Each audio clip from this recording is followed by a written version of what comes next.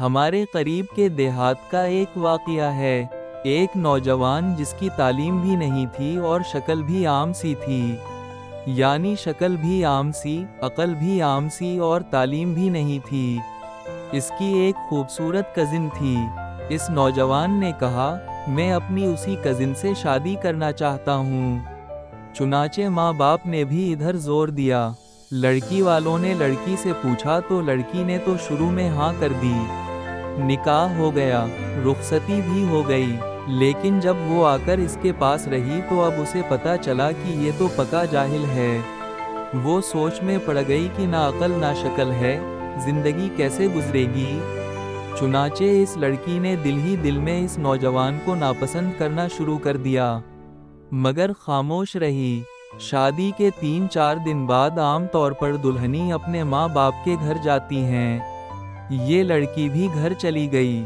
اس کے دل میں یہ بات تھی کہ اب میں دوبارہ اس گھر میں کبھی نہ آؤں تو زیادہ اچھی بات ہوگی، مگر اسے ماں باپ کے سامنے بات کرنے کی جرات نہیں ہو رہی تھی، کیونکہ ایک تو قریب کا رشتہ تھا اور دوسرا شروع میں ہاں بھی کر چکی تھی۔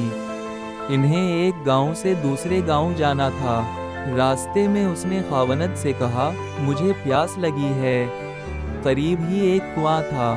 خاوند نے جا کر ایک طرف گٹڑی رکھی اور کنویں سے ڈول کے ذریعے پانی بھرنے لگا۔ بیوی کے دل میں شیطان نے ایسی بات ڈالی کہ اس نے پیچھے سے اپنے خاوند کو کنویں میں دھکا دے دیا۔ جب دھکا دیا تو خاوند کنویں میں جا گرا۔ اس نے دل میں سوچا کہ اب یہ مر کھپ جائے گا اور ہمیشہ کے لیے اس سے جان چھوٹ جائے گی۔ اب وہ واپس ماں باپ کے گھر چلی گئی۔ اس نے ان کے پاس جا کر عورتوں والا مکر کیا۔ عورتیں مکر میں تو مشہور ہوتی ہیں۔ جسے اخوان یوسف نے مکر کیا تھا ویسے ہی اس نے بھی مکر کیا۔ وہ روتی ہوئی گھر پہنچی۔ ماں باپ نے پوچھا کہ کیا ہوا؟ خاوند مجھے بٹھا کر کہیں چلا گیا۔ میں اتنی دیر تک اس کا انتظار کرتی رہی۔ میں اکیلی تھی، مجھے ڈر لگنے لگا، کوئی غیر مرد آ جاتا تو میرا کیا ہوتا؟ مجھے جان کا خطرہ تھا اور عزت کا بھی خطرہ تھا، وہ تو بڑا بے پرواہ سا آدمی ہے، اس لیے میں واپس آ گئی ہوں۔ یہ سن کر ماں باپ کو بھی بڑا غصہ آیا کہ اس نے ہماری بیٹی کو اس طرح لاوارث چھوڑ دیا اور خود کہیں چلا گیا۔ یہ ایسا بے وقوف انسان ہے۔ اب ادھر کی بات سنیں۔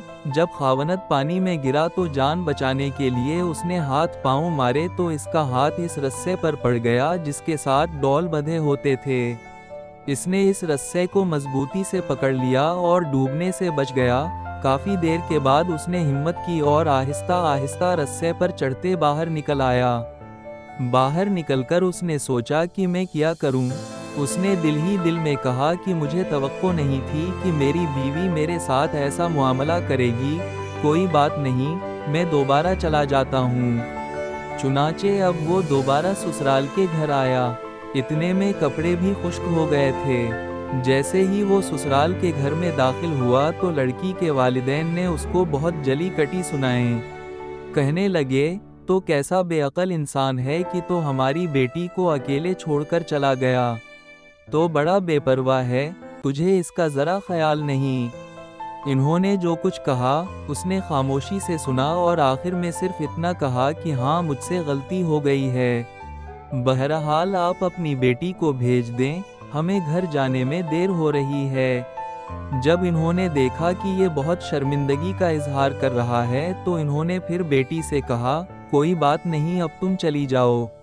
اب بیٹی تو چل پڑی لیکن اس کے دل میں ایک بات بار بار آنے لگی کہ اگرچہ یہ ان پڑھ تھا، اگرچہ یہ بے عقل تھا، شکل اچھی نہیں تھی، مگر اس نے میرے ماں باپ کے سامنے میرا عیب تو چھپایا ہے، اس کا دل بڑا ہے نا۔